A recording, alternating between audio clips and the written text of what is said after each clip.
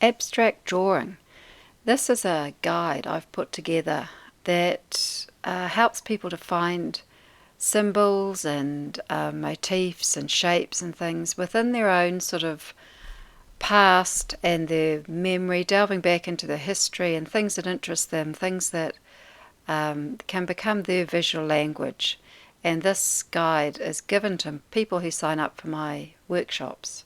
So going from this guide, I've put together little drawings here that I've made from things that have some meaning to me. And as you can see, they're quite abstract. In my sketchbook, I'm just exploring drawing, just with a variety of drawing tools, and I'm looking at collage and just playing around. I call it drawing like a 4-year-old, just picking up something and seeing what happens, and doing some bad drawings of goats with very small ears and big tummies, being loose and not holding too much to being too representational. So I adopt my 4-year-old mind and I just draw things that I like. So I draw my goats and I try and draw my dog and anything that sort of resonates with me in my life. So covering that drawing with some paint, very bright orange there, and I'm now coming in over the top of that drawing. So I'm sort of building up layers of drawing and paint. So at this stage the drawing is really just various lines, really. Some of them are descriptive, some of them are sort of reminiscent of things, but they're really just abstract linear work. And this is a little, I don't know what this is, a little guy with big trousers and a big ponytail.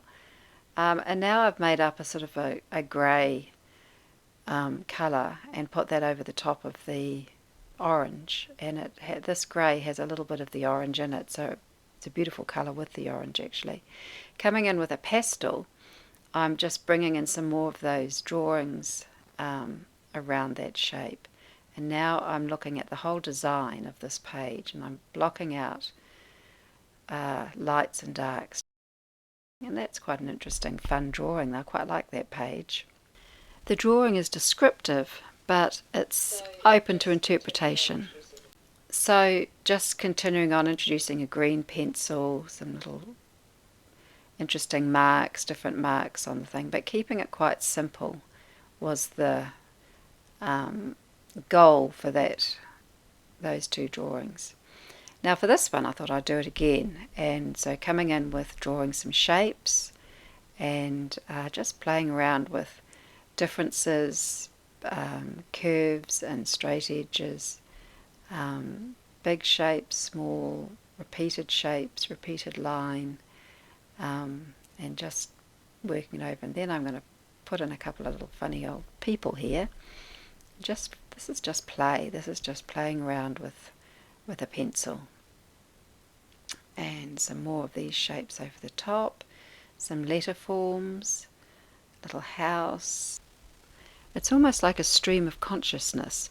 Whatever pops into your head, you just do in drawing. It's really quite fun. Coming in with a soft light colour so that you can kind of see the drawing through it, and then doing some drawing in over the top of that. So once again layering up the drawing with the paint, looking at shapes, blocks of colour. So big simple shapes that sort of go with the big simple drawings. And I'm just layering it up, so going from the pencil to the paint, then back to the pencil again, and then a little bit of paint, and then more pencil.